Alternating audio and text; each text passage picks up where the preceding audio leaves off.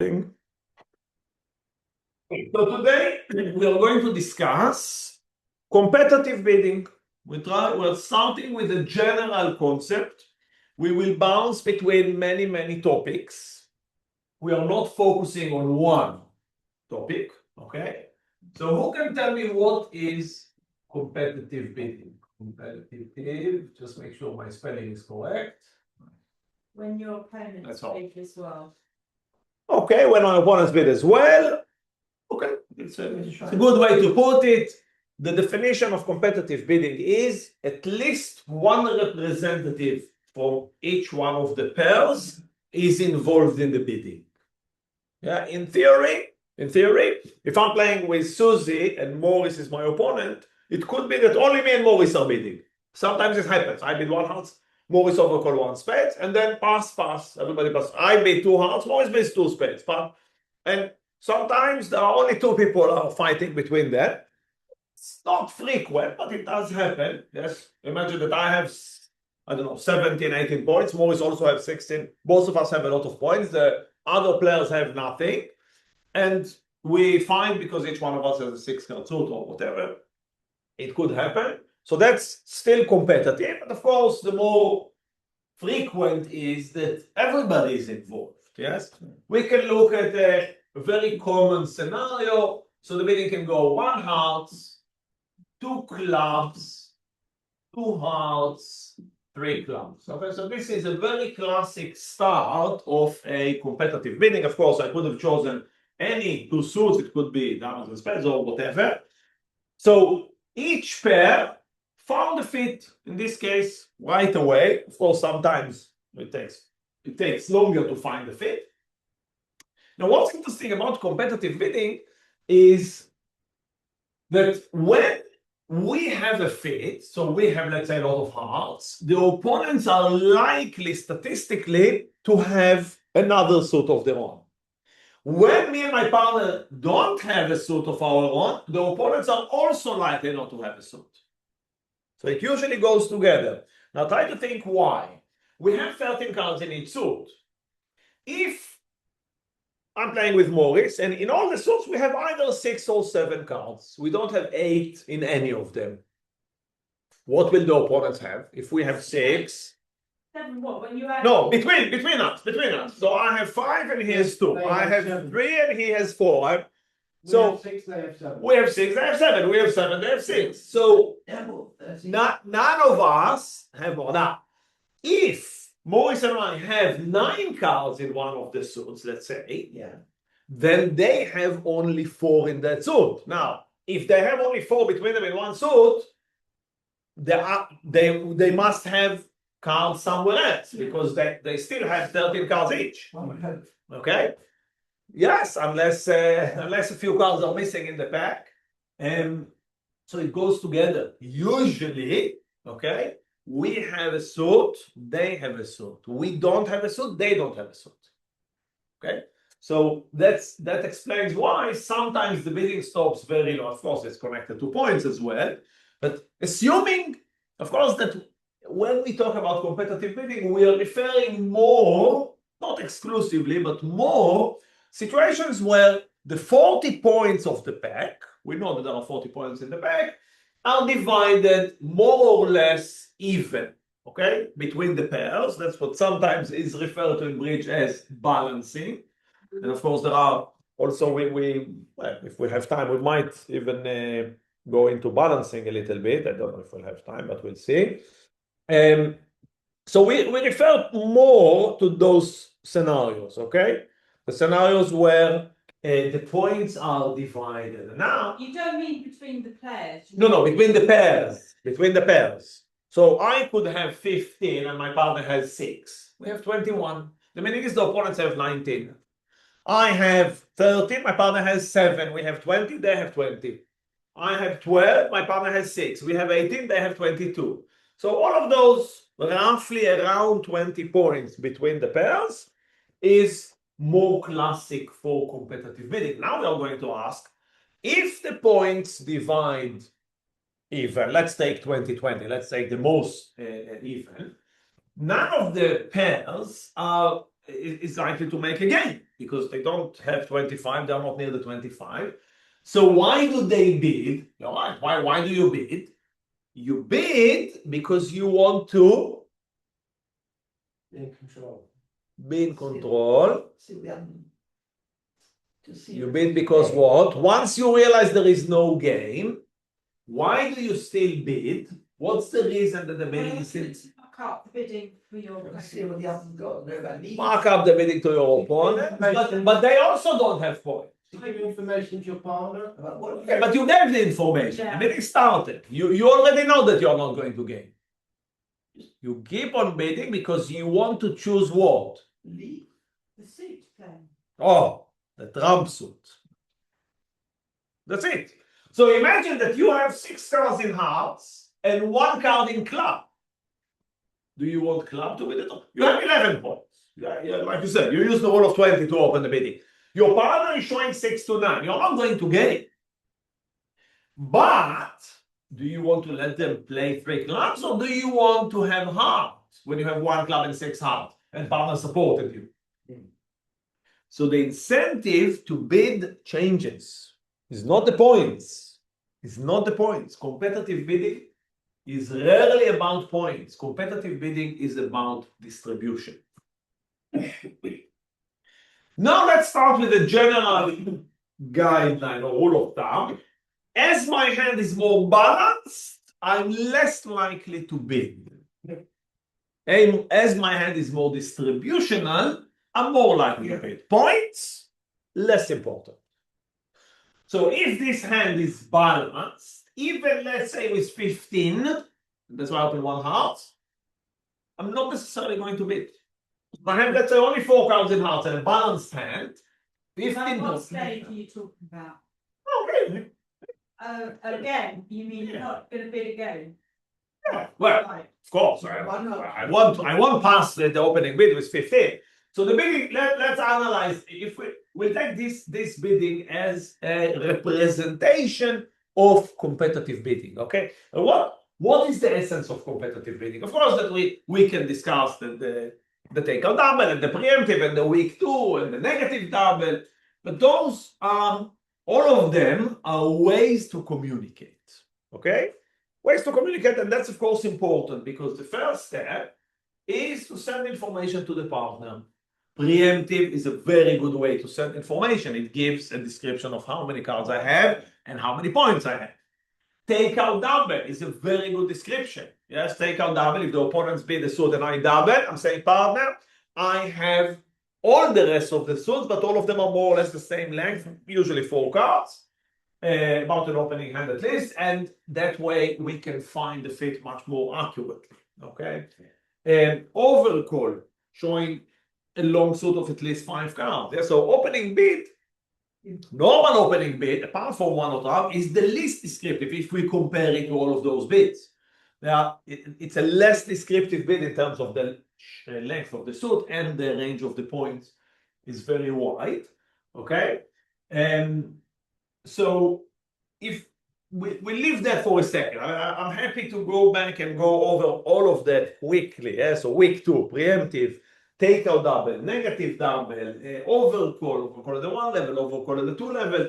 All of them are ways to describe the hand. Okay, but I want to start with the decision. Okay, remember the difficult part is always the decision. Yeah.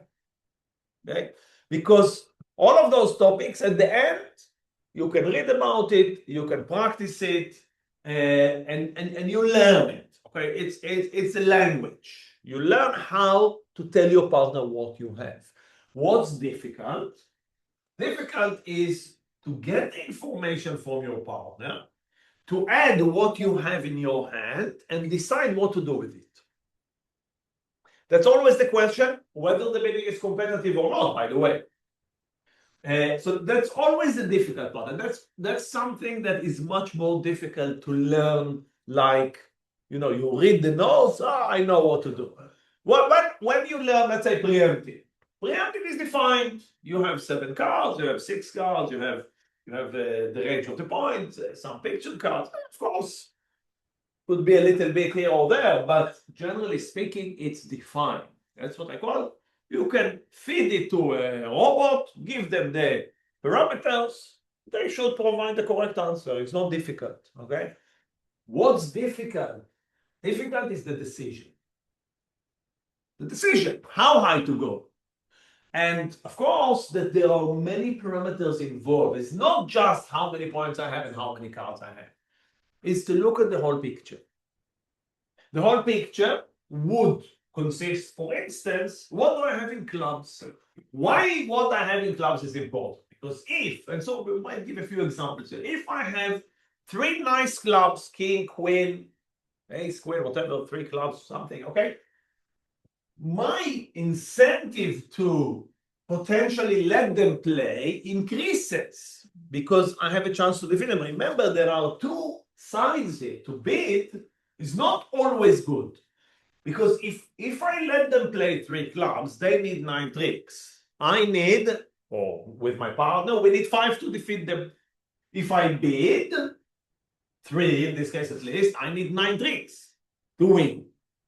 Okay, so it's a very big difference. Of course, as the level rises, I could have given a much more problematic. Imagine that they would have gone to 4 clubs, or you go to 4 hearts and they go to 5 clubs, and then you have to go to 5. And now it's much more extreme. If they beat 5, I only need 3 tricks to defeat them. That's it.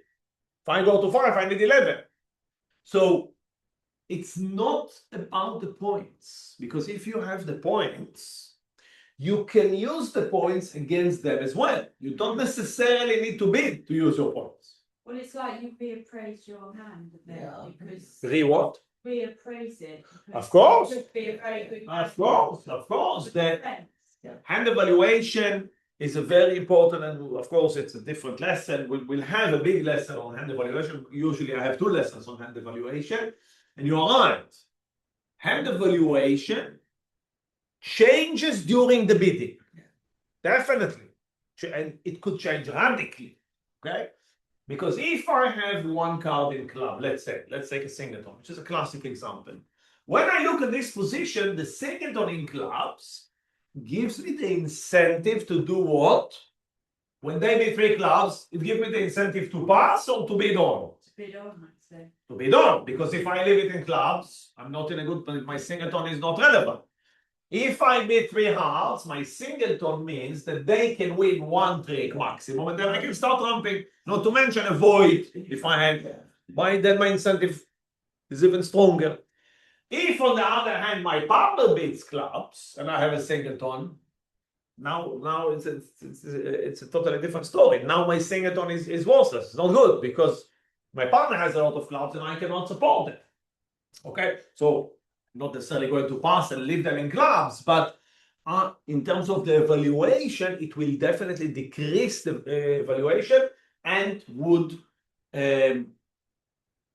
probably make me try to stop the bidding lower, or it depends, of course, on other parameters like the points and the rest of the hand.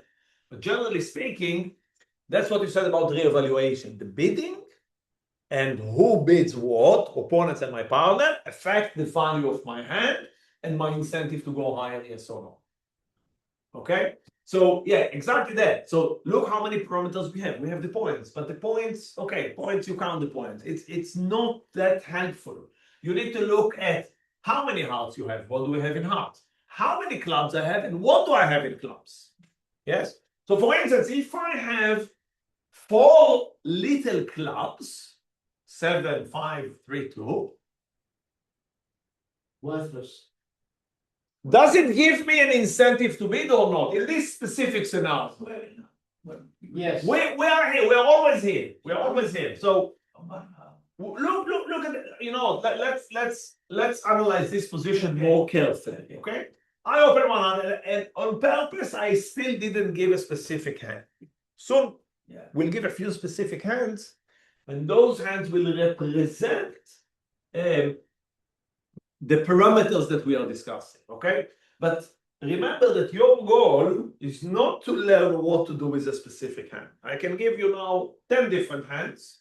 The problem here is when you'll go to play, you won't get any of them. You'll get something else. And the bidding will be a bit different, okay? So what you want to learn is what are the parameters that I'm looking for? how do I think? How do I decide whether to go higher or not? Or which parameters will help me make the decision? But of course, I don't want to make the decision for you, each player, and you know that at the club. I always say, you decide. Because when you decide, and you know Antoinette, okay, one player there, she likes to bid higher. And I don't stop her. I don't stop her. Remember, she knows that as well, and she takes a risk. Sometimes it's successful, and sometimes it's not. But this is who she is. I don't want to change her. Okay, but at the same time, I want her to know. So if she knows the parameters and she knows that she takes a risk, fine. That's fine. Okay, it's up to you. So it answers your question about if you've got 4 small clubs. Yes. So wait. Before we go to the 4 small clubs, let's now analyze the position before we continue. Okay. So one hand opening bid, of course, that we can have a very wide range of different hands. The one thing that will be in common is that I definitely don't have any suits longer than hearts. That's the only thing that we know. The range of points could start from 11, rule of 20, or even 10 sometimes, up to 20, sometimes even 20, 21 in very rare cases. Okay? So wide range of points and nothing, I mean, the distribution can be anything from a balanced hand, 4 hearts, 3, 3, 3, up to 6 hearts and 6, I don't know, 7 hearts or whatever. So the description here is not clear, and when we come back here, the decision, of course, will be based on the information that we get from the partner. Because here the partner gave me information. They didn't bid a new suit. Just discuss. Remember, when my partner bids a new suit, they want information. That's a different story. Then I'm trying to think, how can I tell my partner what I have? Here my partner didn't ask me anything. When my partner bids 2 hearts, the 2 club here, overcall. Let's talk quickly. Overcall, 5 cards, usually 2 picture cards. The range of the points is quite wide. The definition is usually somewhere between 10 and 17, let's say. That's more or less a definition in bridge. Some people are more aggressive, some people are more conservative. I know a teacher that they wouldn't bid unless they have 6 cards at 12 points or something, which I don't understand, but it's individual. As I said, each player can be more risk taker, less risk taker, more cautious. That's a style. And style, each player has their own style. I'm not arguing with style. Okay. Yes, if you are playing with someone regularly, you get to know their style. Okay. So when you play with Antoinette, sorry to mention, you know that you should be a little bit more on the cautious side, because if both of you are very aggressive, of course, that could be too extreme. Okay. So knowing your partner is very good, that you can, and the opposite, if your partner is very cautious, you can allow yourself to be more aggressive. So people that get to know each other. Okay, 2 hearts. What is the meaning of 2 hearts? Supporting me, usually 4 cards, could be 3. Take into account that your partner might say, I don't want to let them play, or low, or I don't want to pass because I have, let's say, 8 points and just want to say something. So the 2 hearts could be 3. Remember that 1 heart in many cases will be 5. Okay. So therefore the 2 hearts could be 3. You need to take it into account that it's a possibility, especially when there was an overcall. Because the overcall, especially the 2 level, means that my partner can no longer bid 1 note round. So they don't have the dust bid, don't have the 6 to 9. It's if they are not bidding 2 hearts, they will probably pass.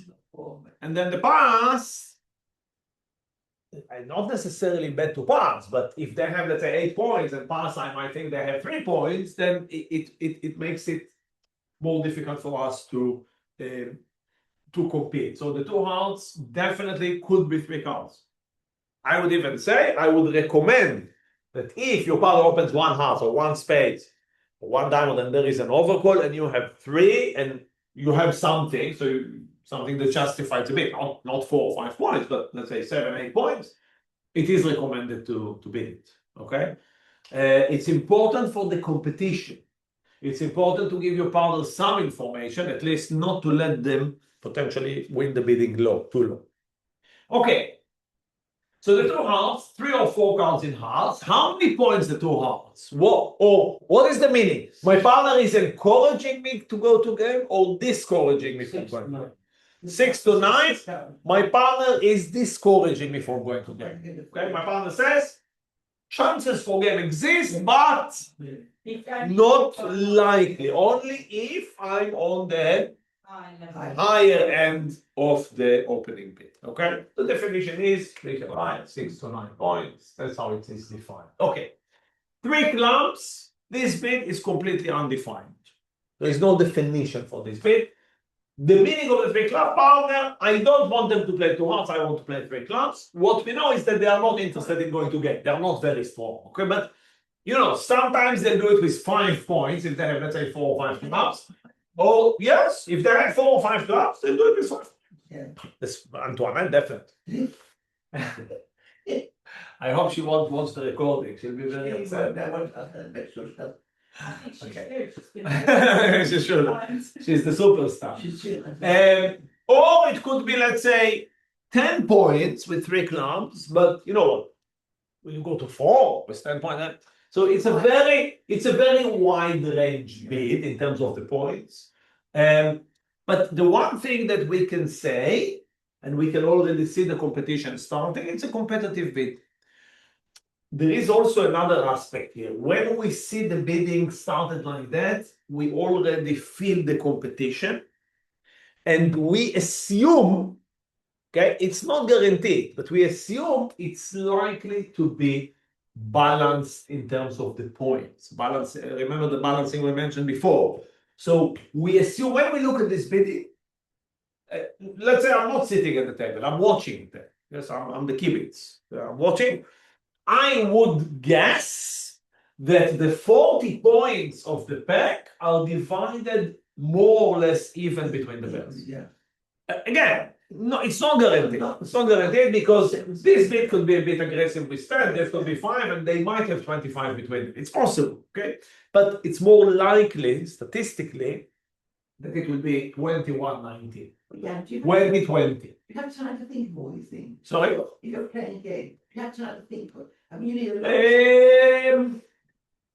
it's a good question. I mean, the time element exists, but as you practice, you know, when I look at this video, you know, you get the feeling it's something that is a more gut feeling, that it's much more instinctive. It's not something that I have to think about very elaborately. But if everyone's bidding, there's got to be quite some points around.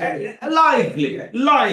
Again, likely. Some people can take advantage and bid with a weaker hand to make you think that that's the case and make you more cautious. Yeah.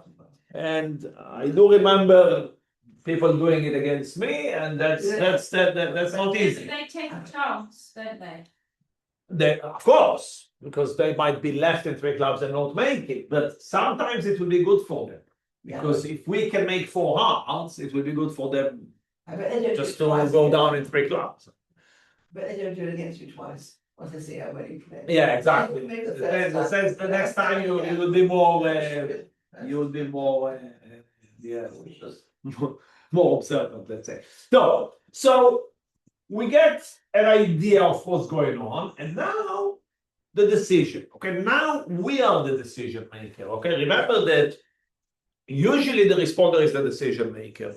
If we talk about normal bidding, if my partner bids 1 heart and I respond 1 spade, and then my partner bids 1 on trump to show balance 15-17, whatever, or 2 clubs to show 5-4, for example.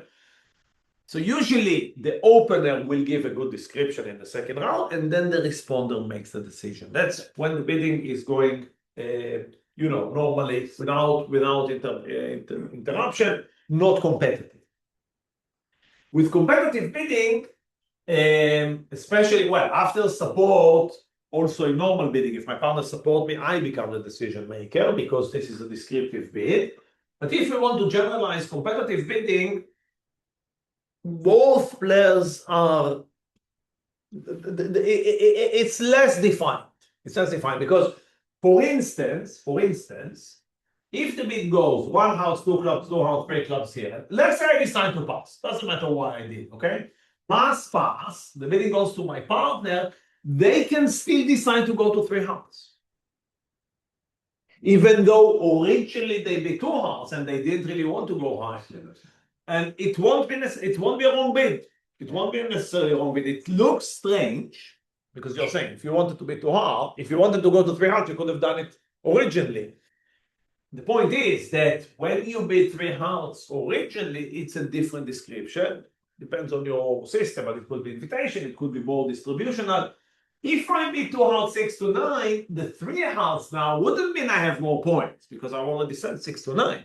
It means that, for instance, I have 4 cards in hearts and only 1 card in club. And I'm not so happy to let them play 3 clubs. I want to compete.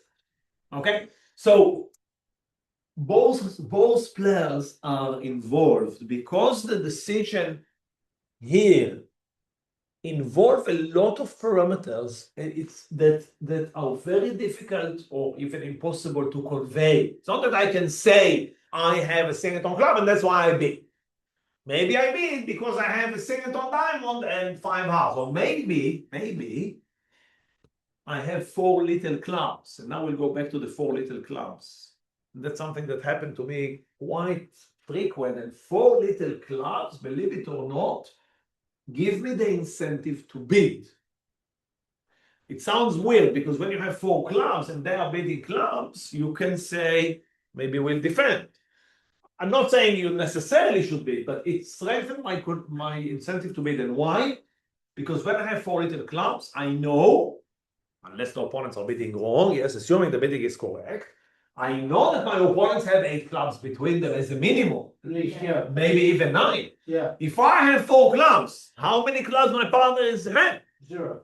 Either 1 or even 0. The meaning is that my 4 little clubs that are potentially, the opponents have probably the ace king queen, I can trump in my partner's hand because they are short. So if I choose heart as a trump suit, we can trump the clubs. If I let them play clubs, of course, that my partner has no clubs, and then they're useless. But if I have king, queen, jack, 4 times clubs, then of course I prefer to defend because now I can win a lot of club tricks against their suit. And if I'm playing in hearts, my partner's singleton is not so relevant. I have the king, queen, jack anyway, so the singleton won't be so relevant. It won't be relevant at all. So you can see how many different parameters we have. We cannot, there is no way that you can, and it's extremely difficult to make a list of all of those parameters and say, if you have this, then you do that. It's impossible, okay? At the end, what you want to do is to sit here, to take into account all the parameters, okay? And combine with everything, the points, how many hearts, how many clubs, what do I have in hearts, what do I have in clubs? You might even have sometimes singleton in another suit. Does happen. Then of course that's also very relevant. Okay, not to mention the points are not the main parameter. The main parameter is the distribution, the location of the points. What do I have in their suit? What do I have in my suit? All of those little parameters comes together to the decision. So what are the options here? We have more than 3, but let's say 3 main options. 3 main options, okay? Pass, 3 hearts. Those are the 2 most common, let's say. Either to compete, 3 hearts, or not to compete by passing. Of course, the other option is to still investigate game. Absolutely fine. Depends on the hand, depends on the points, depends on the distribution. So you could be 4 hearts, of course.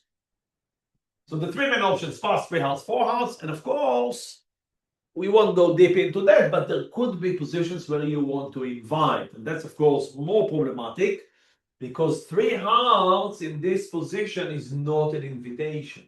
Okay, so I don't want to go into that today. It's too.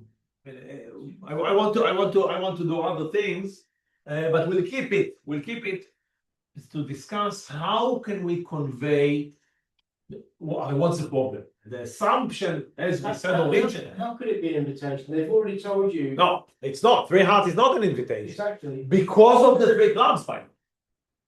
If the bid goes one house, two house, let's forget about opponents didn't bid. One house, two house. I bid three house. What is that? Well, it's 16 points. It's an invitation. An invitation. It's an invitation. So why not Means- 4? You know that. Oh, you don't know if it's 6 or 9. That's a problem. The three heart normally, if there is no competition, means partner, if you're 6, leave me alone. If you are 9, go to 4. Yeah. If you're 7 or 8, of course, they will have to make a decision. But invitation means, partner, I still think about going to game, but I'm not sure. Like one atom, two atom. Okay, the easiest. Here, on the other hand, the three heart is not an invitation bid. And that's the problem. The three heart here is a competitive bid. Competitive means I'm not trying to go to game. I want to have hearts as a trump suit as opposed to letting them have the club as a trump suit. That's it. I'm not trying to go to game. So if you really want to inquire, you have a problem, we are not going to go into that today. But what you do want to know, what we do want to go over, okay, and I want you to get out of here the next time you have competitive decision, okay, and that's very common and it can be at any level. Sometimes it will be at the 2 level or the 3 level like here, sometimes it will be the 5 level. If the hands are extreme, it can happen. What doesn't change? The parameters that we use. Distribution, location of points. How many cards specifically we have in the trump suit? How many cards specifically we have in the opponent's suit? Okay? Which cards specifically we have in the opponent's suit? Are they low or are they high? Okay, all of those parameters combined together. Of course, the number of points, as you can see, the number of points is the bottom of the list. It's the least important. Not least important, I exaggerate, but the points are not that important. Because if I have a balanced hand with 15 points, I'm more likely to pass and say, I have a chance to defeat him. I can use my points in the defense. I don't need to beat the house to use my 15 points. Get them done. You get them down. Okay? Just to find location of points. Of course, location of points means what we said before about the 4 cards in clubs. You have 4 cards in clubs. There is a huge difference if my 4 cards in clubs looks like that. 8, 6, 3, 2. Oh, that's scenario 1. Scenario 2, my clubs looks like King, Jack, 10, 9. Oh, I It's a see. huge difference. Yeah. With this, I want them to play 3 club and defeat them. Yeah. With this, knowing that my partner is almost definitely have a singleton, Yeah. might even have a void, Yeah. I want to be 3 hearts and all my little clubs could be trumped at my partner's hand. Okay, so that's location of the points. Also the hearts, if I have, it's less crucial, but for instance, you have a queen. Okay, that's hand evaluation, but as you asked, I'll give you a little bit of a taster from hand evaluation. I have a queen, 2 points. You always count queen as 2 points. Everybody counts queen as 2 points. But sometimes queen would be very useful. You play, you win. We'll soon discuss when. Sometimes queen will be rubbish. When I see. someone plays the ace and the king and you have to play your queen. With ace king. When your queen is located in a short suit, so for instance, I'll give you an example here, okay? If in the club suit I have a queen double tone, I will take the queen and put it in the bin.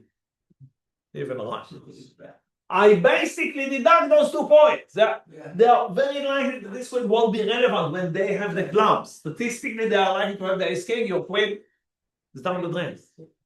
If the queen was located now, so if those are my clubs, queen double, okay, and my hearts are, let's say, king, 8, 7, 4, and 2. Imagine this is 5 points. Imagine that you take this 12, you put it here, and you take the 2 and put it here. Big difference. Now the queen is amazing Yeah. because it's with my king, queen of hearts, and with the trump suit. Yeah. The queen of clubs is nothing. Yeah. Okay? So location of points. The problem with the points is that we count them. Everybody counts the points the same. But not all the points are as useful. Okay? So I'm looking, are my points relevant? So location of points, especially the soft values. Soft values are defined as mainly the queen and the jack. Aces are aces. You have an ace, even if it's an ace singleton, it's not bad. I win the ace and then I can start ramping. A queen singleton, usually worthless. King singleton, also not so good. Jack singleton, worthless. Okay? So this is location of points. So I hope you have a good idea about competitive bidding in general. If you are still in capacity, we can do a very quick review that I promised about overcall, preemptive, including week 2, and takeout double, just the basics. Okay, the most basic ways that we can communicate in competitive bidding. Okay, sounds good. Last questions about this. Remember, I've taken one example. It could be the advantage is we didn't discuss this position specifically. Okay, we're trying to generalize the position. I try to understand which parameters are we examining when we come to make the decision. One more that I forgot to mention is vulnerability. We had a lesson on scoring and vulnerability. Vulnerable position, non-vulnerable position could make a difference, especially if I'm feeling that I am a little bit on the dangerous side. Yeah, so I realize that I'm taking a risk because of the points, because of the amount of cards, because of whatever reason. I feel that going to 3 hearts, okay, it's possible, but it's dangerous. Okay. In a non-vulnerable position, it will probably help me to decide I'll go for it. Why? Because even if I don't make it, I lose less. In a vulnerable position, I'll probably be more cautious and might not do it. Okay, so remember, this is one more parameter that is completely external. It's not connected to the cards. It's given at the beginning. Okay. No more questions? No, I can go. Okay, no problems. You can go. So I'll send you the recording. You'll see the rest of the. If you want, you can watch the rest of the lesson. Okay. So now we'll do the second part. If you can get out. Thank you. Good to see you. Okay. We don't have a lot of time because the capacity is limited, but just to give you. I think you have done, or if not, we'll have lessons specifically on each topic. I do a full lesson. Let's start with the overcall. Okay, overcall. The two main things we need to note. One, overcall is based mainly on the suit. Everybody's always asking me how many points. The points are not the main thing about overcall. The main thing about overcall is the suit. We need. Or at least it is recommended to have 5 cards at least. Some people overcall with 4 cards. I wouldn't recommend it. Okay, 5 cards and the quality. Because remember, when you overcall, you say, partner, if we are in defense, I want you to lead that suit. Why? Because I have good cards and I can win. I don't want to overcall with Jack 7 5 4 3 or with 10 6 5 5 3 or no cards. Do you equate to 2 honors this for? Well, usually we give a general guideline 2 picture cards, yes, but you can play with it, of course. If you have a bit of a stronger hand or a longer suit and only 1 picture card, it's absolutely fine. The 10 is also considered, so king 10 is absolutely enough. Yes, it's not rigid. 5 cards is rigid. 5 cards, I personally would not recommend to overcall without 5, with less than or with 4, let's say. And then we have the level. Okay, so 1 suit, 2 level. Okay, so level 1, level 2, and level 3. sometimes even level 4 in rare cases, but let's focus on the common ones, okay? As the level is higher, of course, that we want to have something a bit more points, maybe a bit more quality, maybe a bit something a bit more, okay? So level 1, the definition is from 8 points will be sufficient. By the way, the cap is similar in all of their positions, okay? And the 2 levels, something like 10 to again 16, 17, and the level 3, let's say from 12 and 17, okay? And so that's about the level. Theoretically, it can always be 5 cards, but of course, as we go higher in the level, preferably to have 6. Makes sense to have more. It's not in your control. I just want to remind you something very important. The level is not your choice. The level is given. Okay? So I'm not talking about the opponent bid 1 diamond and I decide whether to bid 1 spade, 2 spade, or 3 spades. Not at all. Okay? So the level means if they bid 1 diamond, I bid 1 spade. But if they bid 2 diamonds, I have to bid 2 spades. And if they bid 3 diamonds, I have to bid 3 spades. So the level is I was forced to bid at that level. It's not that I've decided to bid at that level. At a higher level, Yes. just the 2 level. Yes. That's when it's preferential to have the 10 points. The requirements change a little bit. So clearly, if let's say you have 5 cards in diamonds, the opponents bid 1 club, you could bid 1 diamond. It's much less dangerous than if they bid 1 spade and you have to bid 2 diamonds, and it's less dangerous if they bid 2 spades and you have to go to 3 diamonds. Okay, so I was pushed to this level, but of course that, or be extreme, they bid 3 spades and you have to go to 4 diamonds. So What is the 1, 2, 3? What is the 1, 2, 3? the level, You're not overcooling. the level that you have to bid. The level that you have to bid in, and emphasizing the have to. Yeah, but you're confusing me. When you have to, is that because you want to bid at that level or you're forced to bid at that level? Forced to bid at that level. So those are the points you would want to have. So your opponent's gone 1 heart suited. Don't forget that overcall comes after an existing bid. Yes. Either an opening bid from the opponents or both opponents have already bid. But it's not like opening where I can choose to bid whatever I want. I'm already restricted by the bids that preceded me. Okay? If someone opened 1 spade and I have diamonds, I have to go to 2. Yes, that's what I was. So the requirements to go to the 2 level have the 10 are a bit more. The suit should be a bit. By the way, some people would bid usually only with 6 cards at the 2 or the 3 level. I'm personally against it. I think 5 is fine, but I would say yes, you have to have something better. The suit a little bit better. So a hand that I would overcall at the 1 level, not necessarily will I still overcall at the 2 level, and not necessarily will I overcall at the 3 level. If I'm quite weak in points, or the suit is not so good, or not long enough, or whatever.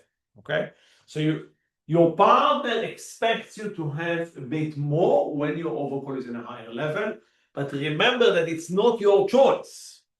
You are forced to go to that level, and if you feel that it's too dangerous, and here also the vulnerability comes into effect, if you feel that it's too much, you pass. You don't have to be. Only forces you to be. Okay? But they force you to go to a certain level. Okay? It's like your question from the morning with the diamond. Same thing. You have to go to 3. And I said, it's too high. It's the same thing here. Okay, so hands that could overcall at the 1 level, not necessarily will overcall at the 2 or 3. So it depends on the bidding, and sometimes you are lucky because they bid only 1 club and you can bid whatever you want. Sometimes they bid 3 spades and you have to go to 4. What can you do? You depend on what happened before you. You are not starting the bidding. Overcall is not the start of the bidding. So it depends on what happened before you. Okay? Imagine that someone opens 2 Notre Dame, 2022. I'm giving an extreme example. Yeah. So what, now you're going to bid, knowing that they have 2020? So it's completely different. Okay, so you cannot generalize overcall as one. Overcall depends on other parameters. What was bid before you? by the one opponent or maybe two opponents, and then you decide is it worthwhile to go to the level.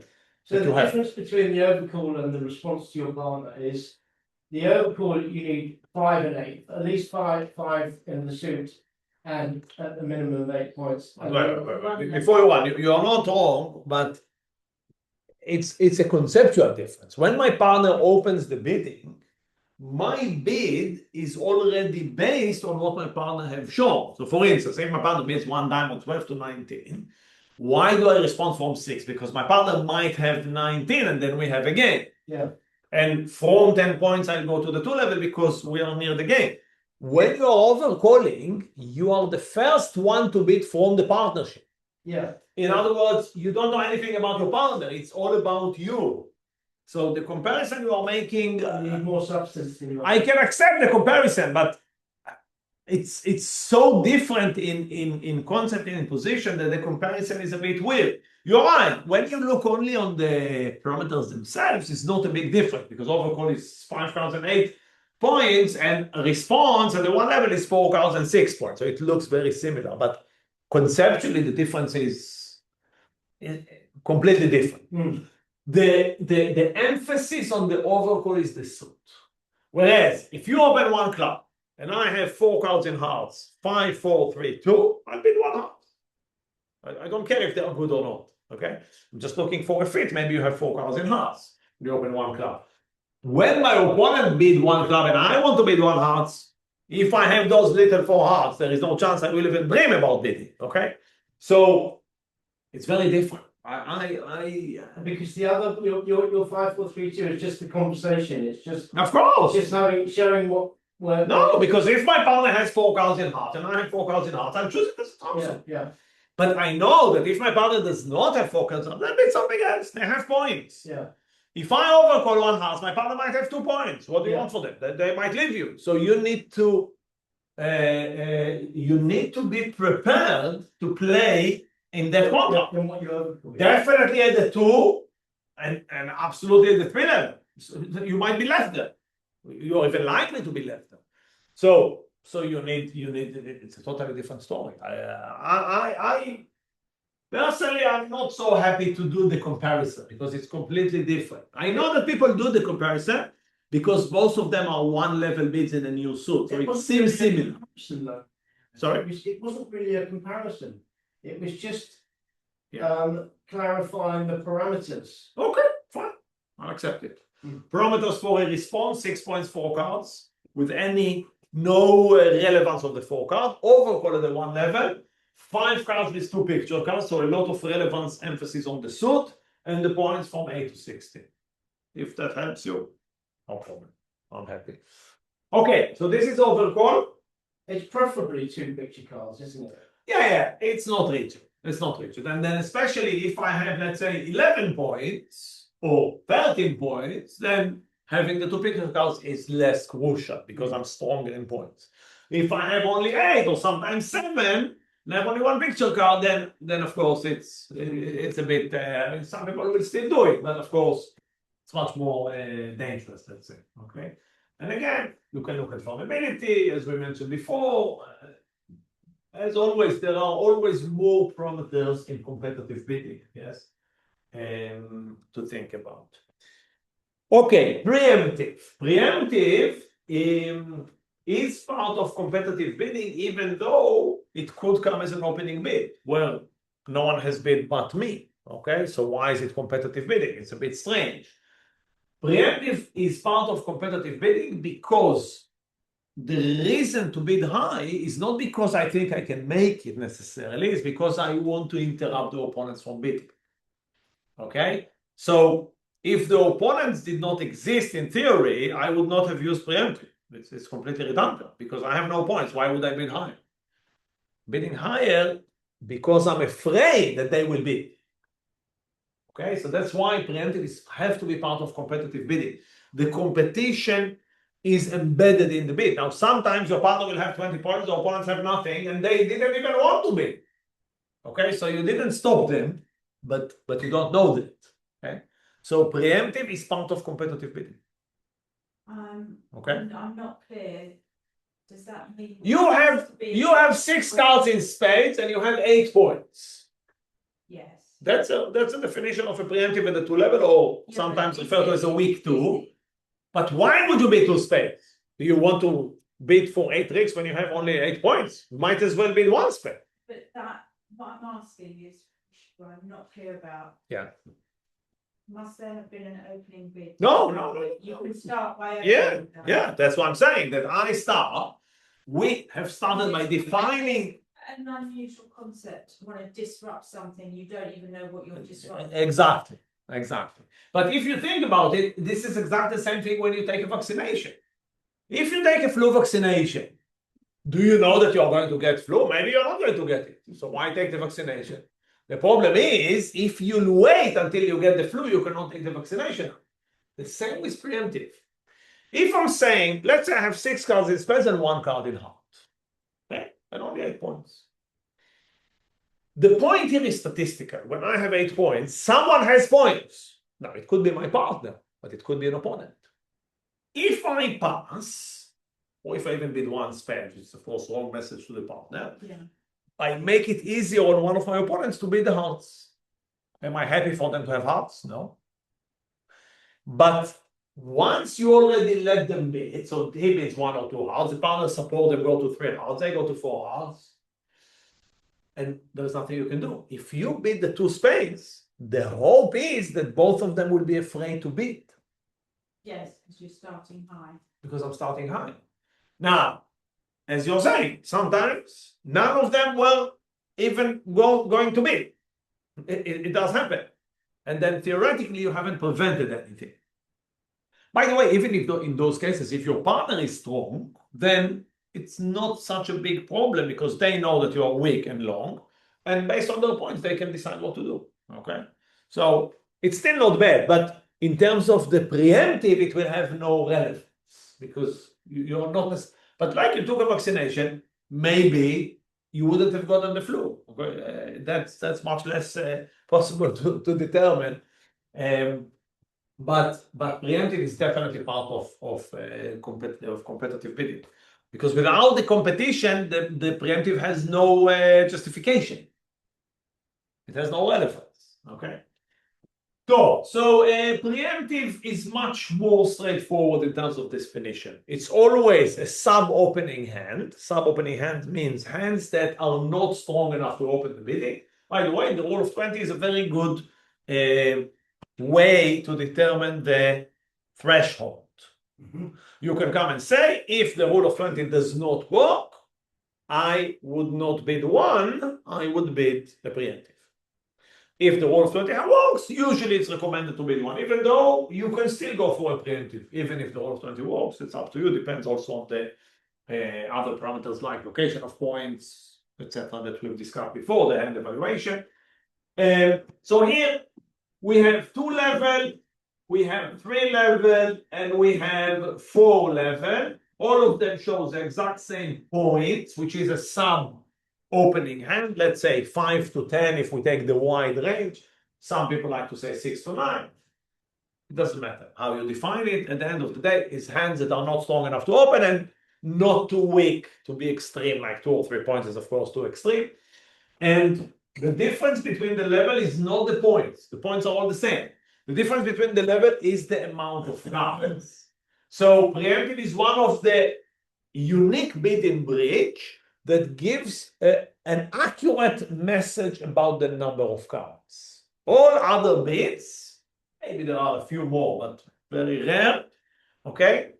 That one bid gives an accurate number of cards. Usually it will be at least, I open 1 heart, at least 4, I open 1 club, at least 4, I respond 1 spade, at least 4, I overcall at the 1 level, I overcall at any level, at least 5. Okay?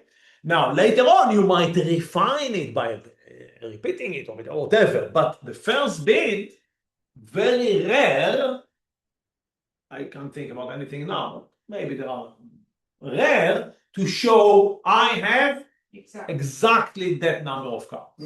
Okay, we have negative number, which is also accurate. But that's of course very specific. Preemptive is one of the unique bid So the 2-level means I have exactly 6 cards, 3-level 7 cards, 4-level 8 cards. The points are the same. Points and 2 picture cards again, like some quality in the suit. But the level refers to the length of the suit.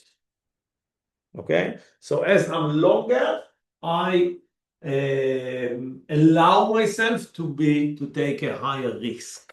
Yeah, but if you were bidding a regular contract and you bid at 4-level, you'd want to have 8 cards in that trump suit. So doesn't that make sense that that's at the 8-level, because your partner could, in theory, have 9? If it makes sense for you, then amazing. No, I'm not joking. Well, I just think I think I've got more chance of remembering it Okay. in that format if it makes that level of sense. Amazing. I'm happy. Whatever makes you helpful, help you remember. I'm pleased with. No problem. Amazing. Yes. So, shall we do quickly the takeout double just to finish, or is it too much? Okay. Yeah. Only the takeout double and we finished. That was a extra long lesson, but I see that you you start well. No, might do after this. My daughter. Okay. Not urine. Also, no, hopefully not you. So the takeout double is a bid that instead of, let's think about the preemptive and the overcall. In preemptive overcall, I'm saying, partner, that's the suit. I'm long, I'm strong, that's what I want, that's what I want you to lead, that's what I suggest to play. And there is less involvement of my partner in the bidding. Of course, they can do whatever they want, but in terms of my bid, I am very specific. That's what I have, and that's it, okay? Double is the opposite, it's much more inclusive. It says, partner, I want to see what you have. I want you to decide, okay? And I'm doing it because I don't have a suit that I can come and say, you know what, I want this.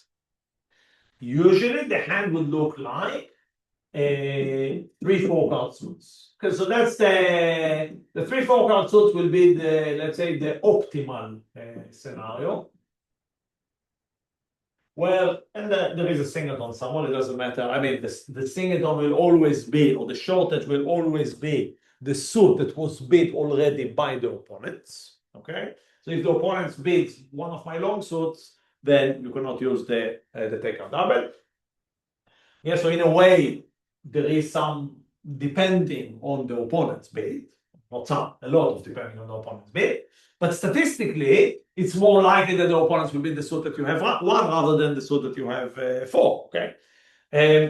So if my opponent's bid 1 spade, let's say single spades, the opponent bids 1 spade, I'm not sure which suit is the best for the partnership. If I overcall to say this is my long good suit, my partner doesn't know about the rest of the suits. The double includes the partner, means partner, listen, I have everything. Apart from opponents, so apart from the spades in this case, you choose. How do you choose? Choose your longest, whatever, and that will guarantee that together we find the best suit. Yes. Sometimes you open a preemptive 2 spades, your partner has only 1 or even none in spades, and then maybe there is a better option. Okay, why? Because you didn't include your partner. You decided. That's what you had. Okay, the double in that aspect is much better because it guarantees that we will be in our best suit. Okay, my partner will choose the longest. Whatever they chose, hearts, diamonds, or clubs, definitely will be the best for us as a partnership. Okay. So when you have that, double, of course, is much more recommended than anything else because it gives your partner a chance, or more than a chance, to determine the trump suit, and you will definitely. It also keeps the bidding low. Exactly. So if I bid 2 hearts, my partner suddenly has clubs, I have to go to 3. That's or something. Exactly. Also, another advantage of the double that it keeps the bidding at the same place that we found it. So if they bid one spade, we send one spade. And of course, when the opponents bid, let's say, two spades, double is a very good weapon against the preemptive, because the preemptive is trying to take away the space, the double keeps the space. No, I didn't. The preemptive takes away the space by when they're bidding higher, they restrict my bid. The double keeps the space. So if after two spades I'll bid three something, I'm restricting my partner even more. When I double, I make sure that I'm not restricting my partner any more than they already did with the two spades or whatever was the preemptive. Okay, so the double is a very good weapon against the preemptive. But It mitigates the, let's say, the effect of the preemptive in a way. Okay, it restricts the effect of the preemptive as much as possible. The preemptive already made the problem from the beginning. It's used in the same bidding as a preemptive. Yeah. So if they need two spades, I use double. You can, and it's very good to use if you have the hand for it, to use a takeout double against the preemptive. Right, yeah. And then your partner is forced to respond. Correct. Takeout double is a forcing bid, because if the opponent passes and my partner passes and then the opener passes, the double will become penalty, and we don't want that. So the double is a forcing bid unless there was a bid from the partner, from the opponent on our left, which cancels the doubles already. Okay, but otherwise, yes, my partner is supposed to respond and to bid along the suit. Okay, so we covered quite a lot. We covered the overcall in the different levels. We covered now the preemptive. We covered, the preemptive before. We covered the takeout double. Those are the three main tools that we have as the start of the bidding. Okay, so more the descriptive bid. And we started, if you remember, by more the decision. Okay, so how to make the decision, which for me is always the more difficult. The rest, you learn, you practice, but the decision, always the most difficult. It doesn't matter how long you play and how good you are, it will always remain the most difficult part. Always.